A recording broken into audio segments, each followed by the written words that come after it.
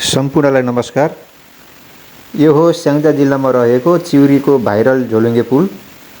गल्याङ नगरपालिका वडा नम्बर 7 र 8 को सिमानामा सिद्धार्थ राजमार्गसँगै जोडिएको आँधी खोलामाथि बनेको यो झोलुङ्गे पुल साँच्चीकै पर्यटकहरूलाई लोभ्याउने आकर्षणको केन्द्र बन्दैछ। यो पुल स्याङ्जा जिल्लाको हालसम्मकै लामो र अग्लो पुल हो, जसको लम्बाइ 368 मिटर लामो छ भने उचाइ 190 मिटर छ। यहाँ पर्यटकहरू आएर कोही फोटो खिच्ने, कोही टिकटक बनाउने अथवा कोही युट्युबको लागि भिडियोहरू बनाउने पनि गरेको छ। यहाँको दृश्य हेर्दा एकदम मनोरम आनन्द लाग्ने छ।